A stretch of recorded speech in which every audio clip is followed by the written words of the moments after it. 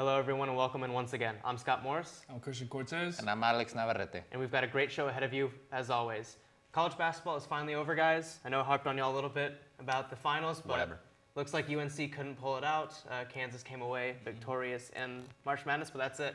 We can finally stop talking about college basketball. Yes, because we can talk about baseball. Can't talk about baseball. We've got a great show ahead of you. We're going to talk about, as usual, pause up, pause down, and go to the world of baseball as that started up, as well as a live interview like last week. And we'll take to the streets, as always, to find out some hot topics, like cereal.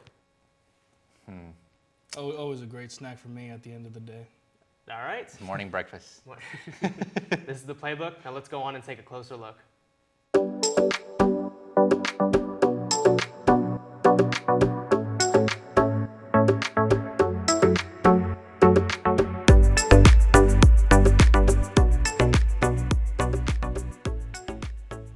And welcome back in.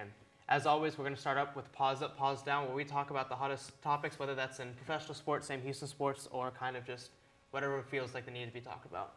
First up, we're going to talk about baseball. Opening day was Thursday. Alex, I don't know if anybody else is more excited than you for that. I even took off work.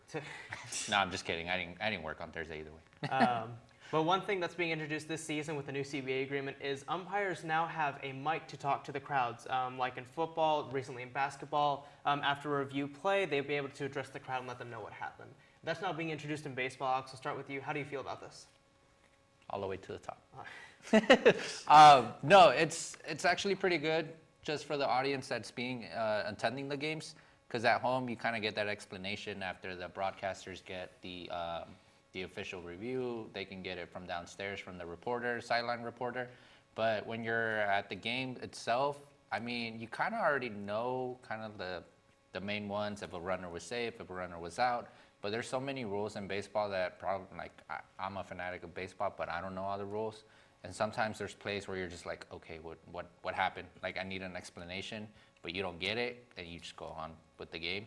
So I think, like, baseball has been way behind with this, so it's pretty awesome to see the umpires actually explain to the audience what's gonna happen before and then what happened after, just to get the right call. And gives the audience more, it connects the audience more with the game, in my opinion. Yeah, no, absolutely. Christian? No, I gotta highly agree on that one. For people that are there, like Alex said, it helps a lot. It's just they need to be able to review the play quick. Like all other sports, they just need to be able to do it quick. But I mean, it's a good step in going in the right direction. I like how they're doing it. When I had watched the Astros game recently, and they were fidgeting the mic a bit, but they were figuring it out and everything. And it really helps for people that are not that much into baseball, but are there for the event. And they trying to understand what's going to happen. Yeah. And it's kind of nice to have like some interaction with the umpire as well as the crowd. Yeah, no, absolutely. And I'm going to have to agree with both of them. A big pause up for that. Baseball is kind of one of the sports that has always felt a little behind. Yes. It's always old-fashioned. It's got those old-school rules, everything like that. A little. Yeah. And so I think this is a really good step in the right direction. Being able to talk to the home crowd, like you said. I mean, of course, it's the opening stages of it, like you said, Christian, kind of fidgeting a little bit. And, they'll figure it out as it goes on. But there were so many times, that we'd be watching and they'd call something and we have no idea what's correct until, like you said, Alex, you go to the sideline reporter. They finally figured out what happened last inning. And by that point, it's not the talking point anymore. Mm-hmm. So really having that ability to review plays and then tell everybody, I mean, I really like it. Like I said, it's a step in the right direction for baseball to kind of advance with the other sports, and something I felt like was very overdue. Yeah, no, I completely agree. Again, it helps the fans with attending the games there. But like you said, baseball has been the dinosaur out of the four major sports here. And I'm happy to see that they're making that move forward to involving technology in a good way in baseball, because I know technology has been used in a bad way recently.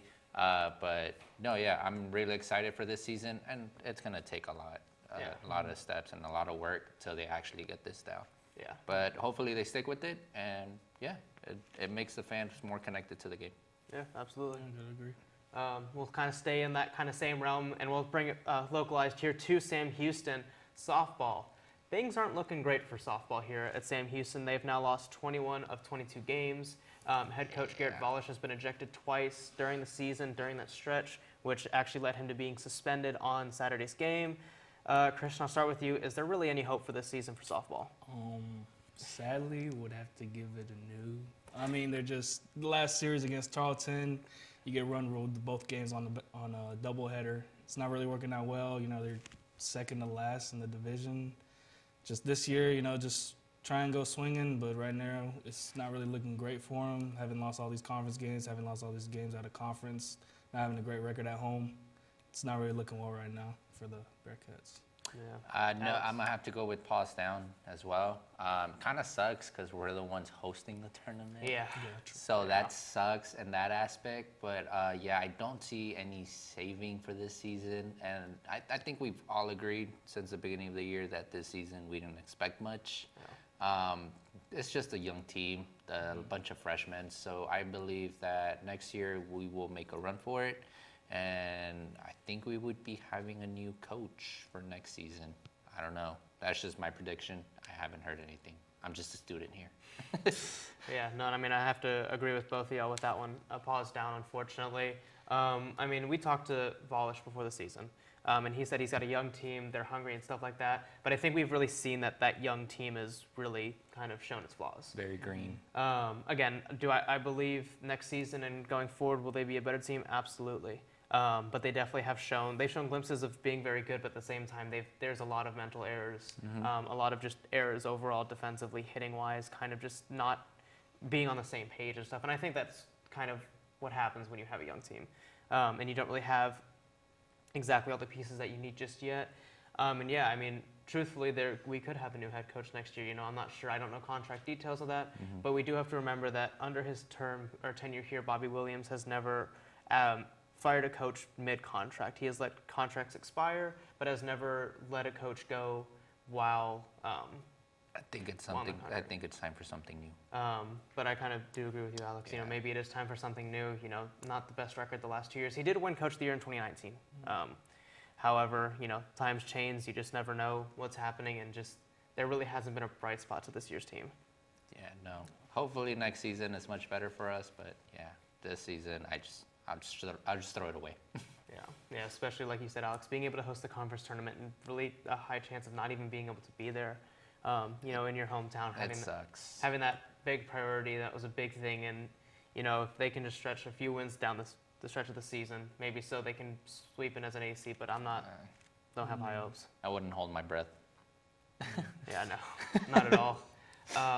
You know, well, that's kind of that on softball, baseball. And we'll do one quick thing as well. Let's go to basketball. The playoffs are officially starting, this week? Is the play-in tournament starting this week? Gotta say so. It's very soon, so. because last night was the last game for a lot of people. Because I know May is kind of like all the It's playoffs, time. and then June is the finals. Yeah, but one team that will not be playing in the playoffs is the Los Angeles Lakers. Yay! Yay! A team that was touted in the offseason as like the dangerous team. You know, LeBron James, Anthony Davis, Russell Westbrook, Dwight Howard, Carmelo Anthony, Rajon Rondo. I mean, they just kept talking about how this could be one of the best teams ever. And they were horrible. I mean, it wasn't even like they were okay. They were absolutely horrible, not able to make one of the top 10 seeds in a fairly weak Western Conference. Christian, is this one of the biggest failures we've seen in basketball in recent years? Recent years, I'd got to say so. If we would pause down, I mean, you have all these 5 Hall of Famers not even able to make, you know, to the top 10 of the Western Conference. Western Conference is always, you know, more difficult than the East. Yeah. But I mean, it's really tough on them. You know, should have had a longer run. Didn't really work well. I mean, I had found an article on LA Times stating that they talked to a staff member from the Lakers, and even before season start, they said Russ never respected Frank from day one. Frank Vogel. And to continue on with that, he said the moment Frank said anybody who gets the rebound can bring it up the court, which is just how the NBA is played these days, Russ was like, nah, I'm the point guard. Give me the ball. Everybody run. Frank was like, no, we have, you know, Ted Horton-Tucker, we have Austin Reeves, we have Malik, we have LeBron, we have AD. They can all bring it up. He was like, nope, I'm the point guard. Give me that. Everybody get out the way. And to have that said before, and have the season that Russell Westbrook had, it didn't look good for the Lakers even in the beginning of the season. Yeah. So, I mean, it's a big disappointment, especially for the city of LA. But now people got to go for the Clippers. But we'll see how that goes. Yeah, and even funny enough, Russell Westbrook led their team in almost every statistic. He was second in points, I believe first in minutes, first in rebounds, first in assists. I mean, he led them in categories. But overall, if you watch his performances, and I mean, it wasn't great. It was just terrible. Alex? So it wasn't a disappointment for personal opinion, but it was a disappointment, I guess, overall for the NBA. So pause down, I believe. Just because I knew when this team was constructed, I knew this team was not going to do anything. I honestly believe that. And bringing in Russell Westbrook instead of DeMar DeRozan, I blame LeBron James for that. DeMar DeRozan has the Chicago Bulls in the Eastern Conference playoffs, and Russell Westbrook has the Los Angeles Lakers and Cancun, Mexico. So that should totally put into perspective as to how the year went for the Los Angeles Lakers. No bashing on Russell Westbrook. I think he's a Hall of Famer. He's a MVP of the league. I just don't think that system worked for him. And there is rumor that the Indiana Pacers are going to make a move for him, and Buddy Hield has been thrown in that package name. So maybe the Lakers will get a younger point guard, but we'll see where that goes. But yeah, no, personal opinion, wasn't a disappointment for me. Okay. Personally, I kind of agree with Christian. I mean, I think it was a big failure. So I'll give that kind of pause down. The reason being, I mean, you look at that team, and I mean, if you, like Christian said, 5 Hall of Famers, and then you also have Anthony Davis, who you could argue as well. But that team was just flat out bad. Yes. They had no communication. They had no chemistry. There was nothing there. Frank Vogel was fired, their head coach. And rightfully so. I mean, there was nothing to watch. I mean, go back to the 2010s when Steve Nash and Dwight Howard got there. 11. 11? 11. You know, with Kobe Bryant, they thought this was the dream team. This was the Lakers, and that was bad. Honestly, I think this was worse. Yes. Yeah. Truthfully, I think this was worse, and that was one of the biggest failures at the time because you had, again, Kobe, Steve Nash, and Dwight Howard. And it was Steve Nash was already out of his prime. Dwight Howard was still young, but he was arrogant. Yeah. And Kobe Bryant was of the mentality of, like, I'm going to push you to the end, and Dwight Howard was not having it, so that's why the friction happened. Yeah. But yeah, no, 5 Hall of Famers, and you couldn't even get into a play-in tournament. That sucks. And it is funny enough that Dwight Howard was on both of those teams, in 2 very different stints 10 years later. But truthfully, I mean, Russell Westbrook, I mean, he was in Houston with the Rockets. He was with the Wizards. He was with OKC. I mean, he was all over the place. And I mean, it just kind of followed. There was always Russ was in charge. And like you had said with that quote, I mean, it was obvious that Russ wanted to be in charge. He was the point guard. And as it should. The point guard is the one that brings up the ball. They run the offense. But this was not an offense Russell Westbrook has ever had, nor could he have ran. Injuries definitely played a big part in it. Anthony Davis not playing a lot this season. Just wrap Anthony Davis in bubble wrap. Yeah. Just wrap him. Gets hurt at pretty much everything. He comes back, gets hurt again. But even so, I mean, just not even, like you said, not being able to even make a play-in spot and being one of the 5 worst teams in your conference. Yeah. And it's, like I said, it wasn't, I mean, in my opinion, the East was better this year. The East was better than the West. I mean, you had the Bulls, the Cavs, the You Bucks, have more surprises in the Eastern. the Celtics. I mean, they had a lot of very good teams. I mean, teams playing in for the play-in spot for the West were hovering around 500. Yes. That. So I really just think that them not even being able to win, 40 games to get into that. I mean, you should be able to win half your games if you have that kind of roster, no matter what.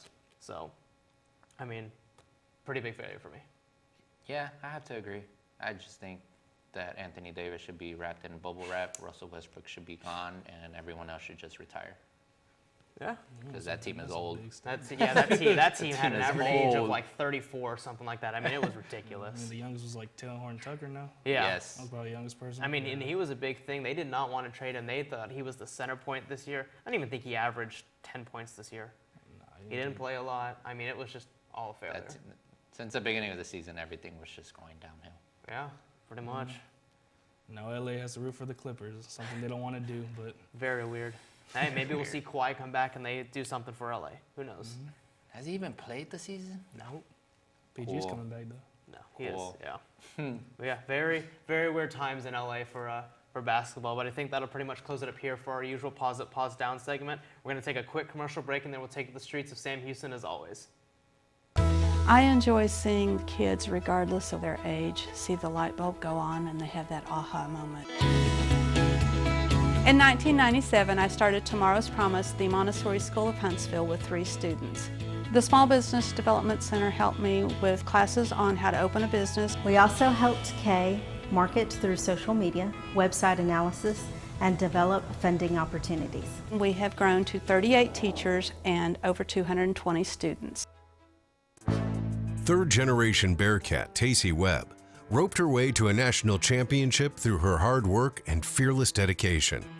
Trading her saddle for nursing scrubs, Tacey set her sights in another arena, a place where she can champion the needs of others. Since 1879, we've been helping students like Tacey reach their championship potential. Sam Houston State University, a great name in education. Hello everyone and welcome back in once again. As of lately, we've all kind of had our team go to the streets and ask some questions, and this week we've got some interesting ones. So let's just go and take a look at that right away.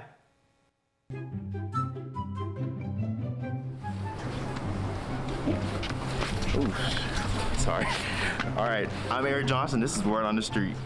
Okay, so last week on our channel we had a debate of whether cereal is soup. So do you put milk before the cereal or cereal and then? I put cereal and then the milk. Really? Yes. Why? You don't put the cereal? I mean, personally, I just eat the cereal just straight. That's not weird. And when I answer the question, am I looking at you or the camera? You can look at him. It really doesn't matter. You can kind of switch between both if you want to. Okay. Yeah. So on last week's talk, whatever, we had a debate on whether cereal was a soup. Do you think cereal is a soup for one?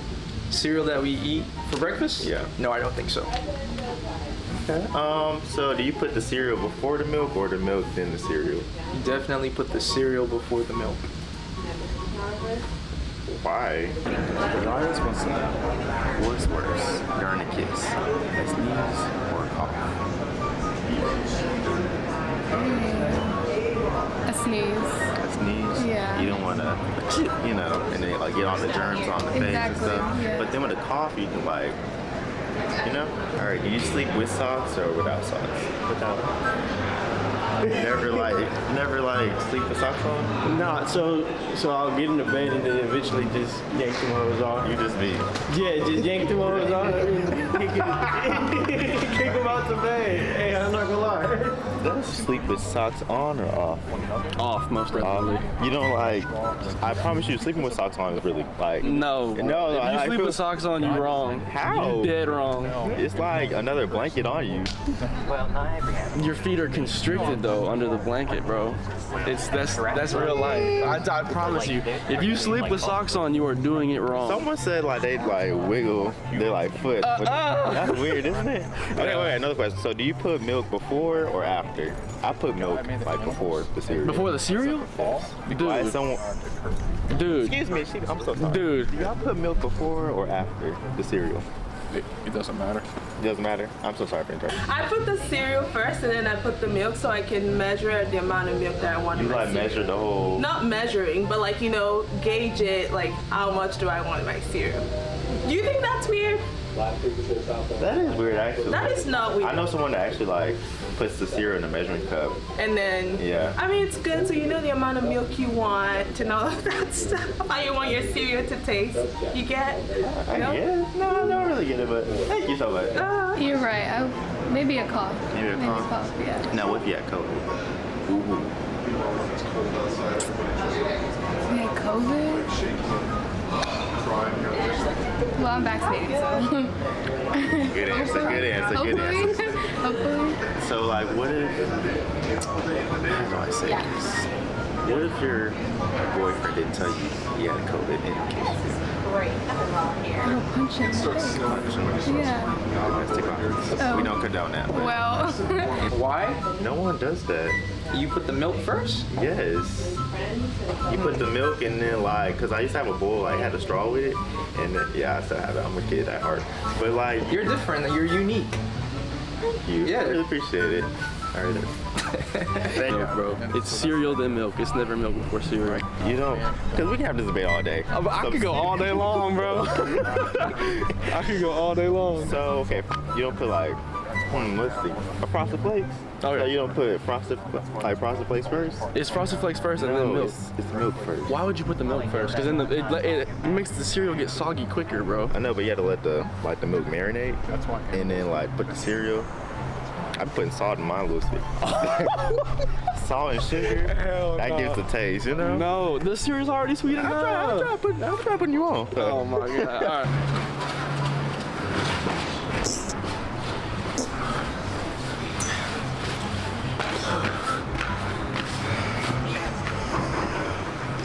I'm Eric Johnson, and this is Word on the Street. And that was our Word on the Street, talking a little bit about cereal. I mean, we had our own discussion while watching that. While watching it, yeah. Heard some very weird things. Christian, you had a very odd one? That someone You had knew? two stories. Yeah, I don't do it. I don't do it. But I had my aunt's husband would eat cereal with water. No.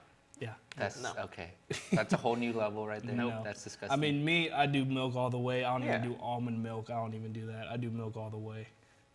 I don't know about y'all. That's me. No, I mean, regular milk. I mean, hey man, I get that off-brand Frosted Flakes with no sugar, and I pour sugar into it. Hey, Cornflakes, sugar, yes, go ahead, sir. try it out. Try it out. If you haven't tried it, you will fall in love with it. That'll save you a buck right there.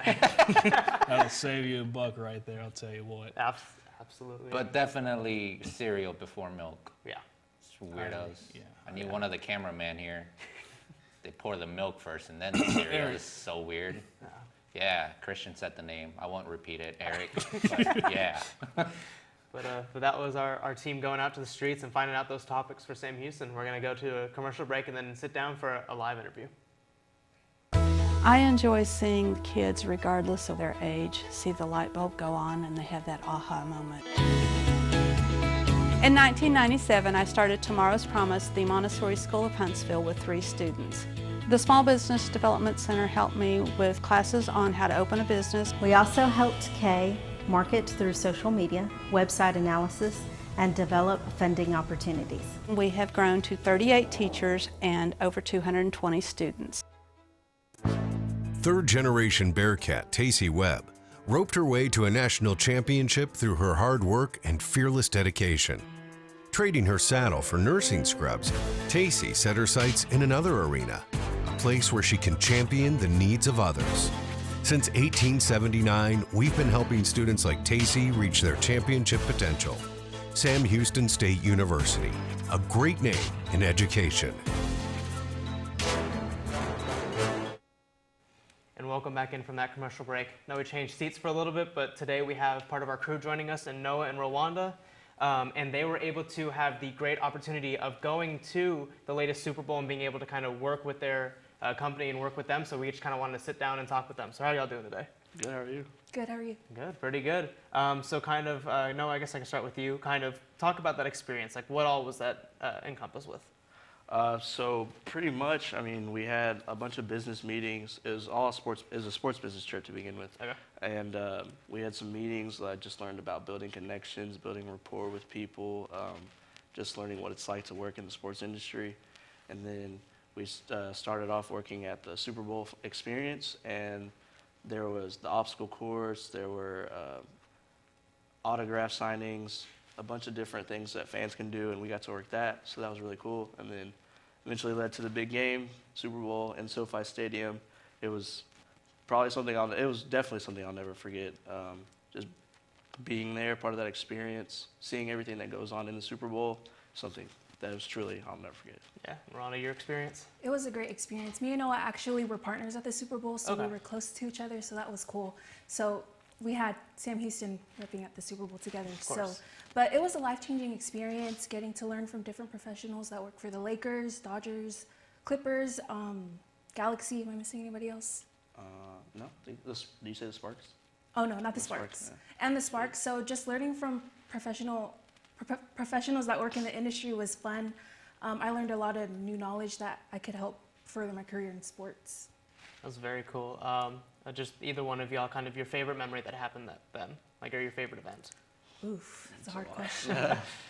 I mean, my favorite thing was probably like getting to experience this with 46 other like-minded individuals and like it's fun because we all share the same passions. We all want to go in the same industry. So it's fun knowing that we get to help each other out in the future. Yeah, of course.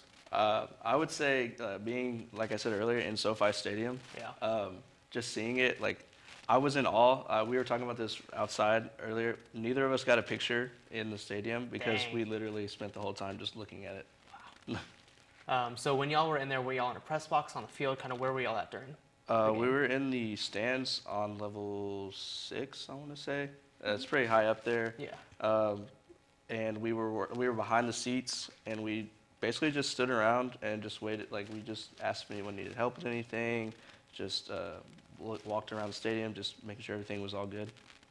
Very cool. And kind of, what was your biggest like takeaway out of this? Like, I know you said you talked to a bunch of professionals and stuff like that. Kind of your biggest like takeaway from that? Probably that networking is so important. This industry, it's not about who you know, but it's about who knows you. So it's important to put yourself out there, and I learned that on this trip. You just gotta go with it and run with it, put yourself out there, talk to everyone, build that connection, and just go from there. All right, how long were y'all out there for? 11 days. 11 days. So was it every day was just like a new meeting, or like you kind of had different events with the group you're with? Kind of how did it all work? So every day it was pretty much, you're pretty much right. The first few days, every day was a meeting. We wake up at like 6 or 7 in the morning, go to a hotel, and have a business meeting all day, and then we get to the fun stuff later in the day. Like we went to the NASCAR class at the Coliseum. We went to other meetings with the Dodgers, the Angels, Clippers, Lakers, Sparks, Galaxy. What else did we do? Touring the stadiums. Oh, yeah. That was like so fun because we got to see like all the seats. Like it's nothing like you see like on TV. So like being in person is different. So that was pretty cool and fun. We also had like LA tour, like fun. We did fun stuff too, like an LA tour and everything like that. It was really fun. So y'all had like some downtime in between to kind of like explore LA and stuff like that? We actually attended a Lakers game. Oh, the nice. Lakers played the Bucks. That was pretty fun. I think she went to a Clippers game, right? Yeah, versus the Warriors. Nice. It's pretty fun. So all this was kind of like financed through the company that y'all were working with? Not all of it. Not all of it, okay. Yeah. The Lakers game was not fun. Okay, fair enough. So what is the group that y'all work with that allowed you to do this? It was Living Sport. Okay. So they're a sports business program that takes kids all around the country to sporting events all around the world. And it can be anything from the Super Bowl to a triathlon. And basically they're just getting you ready for working in the sports industry. Like I said, whether it's the big things or the small things, you want to know how to work everything, I would say, just to be like in the right spots at the right time. So how did y'all come across this opportunity? Like I know it was with that group, but. So I found it on LinkedIn. Okay. Shout out to LinkedIn. I love it. I was just scrolling through LinkedIn, looking through different opportunities, and I came across the posting of working the Super Bowl. So I just went with it. I connected with the person that posted it, talked to them about it. He gave me more info about it, and then I applied and just went from there. So found it on LinkedIn. Okay. I found it from her. Okay. She found it on LinkedIn and then showed it to our class. So shout out to Professor Reed over there behind the cameras. He showed it to our class, and he was telling everybody that it's a great opportunity to go to the Super Bowl. And it was funny. I remember he showed like it's not free. Like it costs some money, and there was somebody in our class that was like, "Oh, I don't want to pay that much to go to the Super Bowl." I'm like, it's not that much to go to the Super Bowl compared to what a ticket is, and what we got out of it was definitely worth the money. Yeah. For sure. It's a huge investment, but you got to bet on yourself. And got to chase after your dreams, so. Absolutely. And then just kind of the overall, just being at a Super Bowl, not a lot of people get to experience that. Like, what was the atmosphere of that whole thing like? It was. One word to describe it, loud. Yeah, like, I was about to say people would ask me questions, and then, like, I would be, like, getting closer to them because I could not hear them. Like, it was just pretty intense, pretty loud. Yeah, it was loud. It was, the lights were shining bright. All the celebrities were out, so that was cool to see. The halftime show was electric. There were cameras everywhere. Like I couldn't see it. I could see the game, but I couldn't see the halftime show because people everywhere. Like even some of the workers, like they were in front of me, like with their phones. Yeah. Is there anything else that I may have missed on that you want to talk about this experience? Something cool, something you learned, just anything like that? Something I just want to say, they are going to the Super Bowl next year, so I do 10 out of 10 recommend it, and if you guys need any help, I could help you with that process. I'm always here to help, and just go for it. I recommend it. Yeah, same thing. If you have any questions, just let one of us know. We're here to help you guys.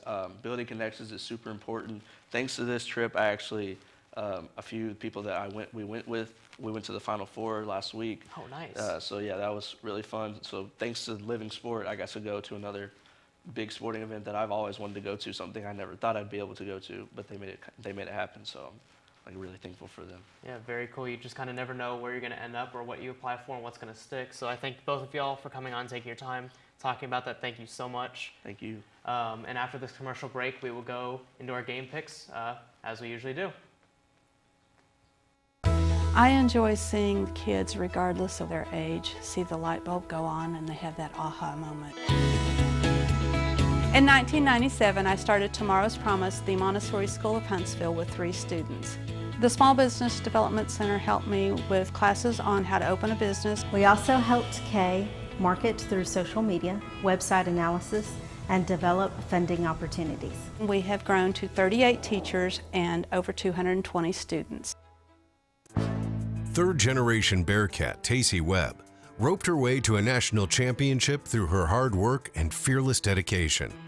Trading her saddle for nursing scrubs, Tacey set her sights in another arena, a place where she can champion the needs of others. Since 1879, we've been helping students like Tacey reach their championship potential. Sam Houston State University, a great name in education.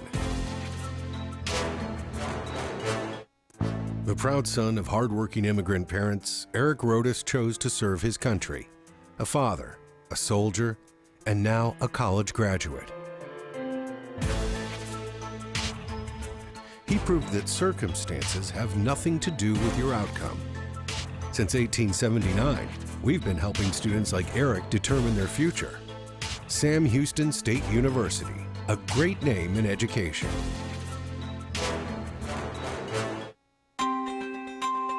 Sam Houston Memorial Funeral Home was established in September of 2003.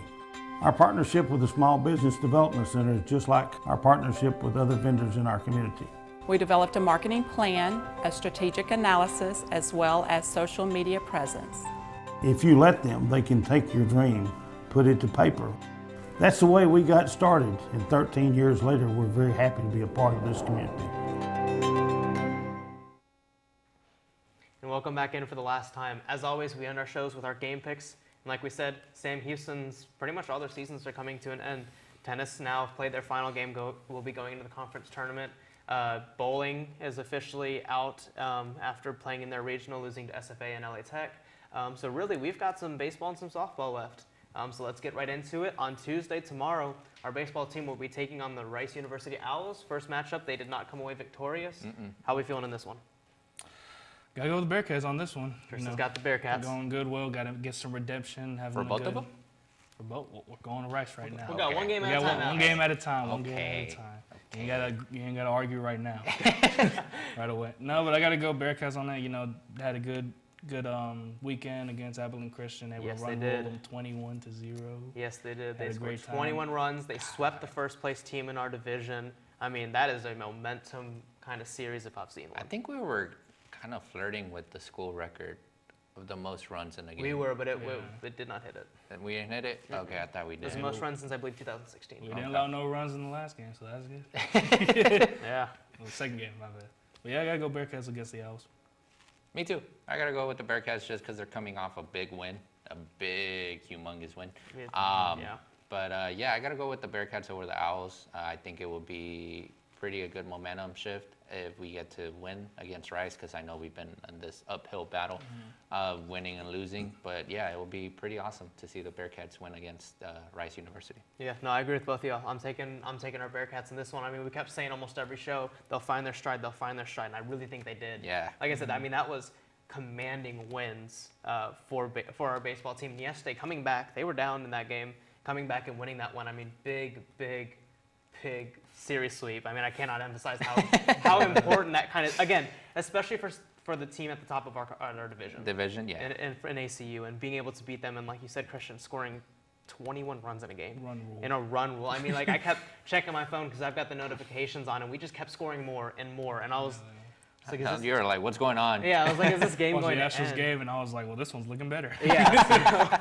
So I really think that our baseball team, they found their stride. They're finally going to go into the end of the season on a very high note, and I think they come away with a win against the Rice Owls. Following day, we play UTSA. How are we feeling about that one? Bearcats win. I think they win out this week. I think the Bearcats will win out this week. It will be amazing. Just again, coming off the huge win against ACU. Yeah, I think the Bearcats win this entire week. Yeah, you know, having to go back-to-back on those games, going, you know, Rice against one game and then UTSA the next one. I'd say it'd be a close one, but I'd say the Bearcats pull it through on that one. All right. Bearcats, honestly, I'll be the negative one because I know that I have to be. I'll give us a loss, and simply just, you're tired. That's true. Playing away at ACU all weekend, coming back, having a day off, playing Rice, and then playing the very next day. That's tough. Yeah, that is true. I'm not saying it on anything on the talent for the Bearcats. I really do like their odds against UTSA, but really I think they're just tired. I think they come away with the win tomorrow, but I think it just finally the fatigue catches up to them before the weekend series, and I don't think they come away victorious in that one. But we'll move over to softball. They've got against Baylor during the week, and I mean we already talked a little bit about softball. Is there any chance we take that game against Baylor? Not a chance. Got Not a chance. a very sturdy not a chance from Alex. Christian, any positivity? Well, I was actually supposed to call that game, then they got scrapped, but I guess, yeah, I got to go down with that. Was able to save some gas there. Yeah. But no, just Baylor Pack, just Big 12, just doing well. Just got to go with the Bears on that one. Yeah, no, Baylor's a very good softball team. They always have been. I don't see us winning. No, not at all. Truthfully, I mean, I hate saying it. I don't like being against Sam Houston. As much as it seems like it, I really do root for all of our sports here. I mean, just one win out of the season. We won one against, I believe, Abilene Christian 2 weeks ago. Our coach got kicked out of it halfway through. But just one? Yeah, just 21 of 22 games we have not won. Yeah, the losing streak's not ending. How about this weekend against HBU? Doubleheader, I'd say, you know, against the Southland, who used to be in the conference. I'll go. They tie the series on that. All right, we get a win. Softball finally gets a win. Alex, you don't look very confident in that. Big old goose egg from Alex right over here. Big old donut. Yep, 0-2, and that series. I don't think we're gonna get one. Yeah, no, truthfully, I'm not feeling too confident about Nope. it either. I hate. I hope y'all are wrong. I really hope I'm wrong too. I want us to win. I want softball to be able to come home, play in the WAC tournament. They gotta win some games. I don't think we will. Do you see our team winning any more games at all? No. No. Okay. When it comes to softball, no. I think, yeah, they were going against SFA and then Abilene. So. Look, every single week we have done game picks, and every single week I have said, you know what, softball's gonna rise up and find. No, I'm tired of my hopes just being shattered and broken. It's okay. Let it all out. This is a safe space, Alex. There's no Astro baseball tonight, so that's why I'm sad too. Yeah, the Astros with the day off. Yeah. But of course, lastly, baseball taking on the weekend series. Christian, how you feeling? Gotta go Bearcats on that. I mean, they got tired, but able to get, you know, game or two of rest. I gotta go with them on that one. Bearcats. Bearcats all the way. Yeah, same here. This weekend for baseball, really just, like I said, baseball's found their stride. I see them finishing very strong, finishing top 2 in our conference to end the season. But I mean, I'm feeling pretty confident about them. Yeah, should be a good end to the season. Yeah, Carlos Contreras still playing very good baseball. Miles Jefferson been playing some very good baseball. I think we finally found a decent replacement. I mean, of course, he's no Colton Cowser, but Clayton Chadwick has been very solid, especially defensively in center field. That's very true. Had one hiccup a few weeks ago. Outside of that, has been phenomenal. Yeah, I know they're doing great. Hopefully, you know, once conference tournament comes up, it'll be interesting. Yeah, no, absolutely, and that's coming up in about a month. But that's pretty much it. Anything else from y'all? No, that's pretty much it. Go Astros. Pretty much it. And as always, all the way. Go Bearcats. And as always, please go out and support your teams. We still got softball and baseball left. You know, maybe that support's just what we need to kind of finish out the season. But thank you as always for tuning into the Playbook, and have a wonderful night.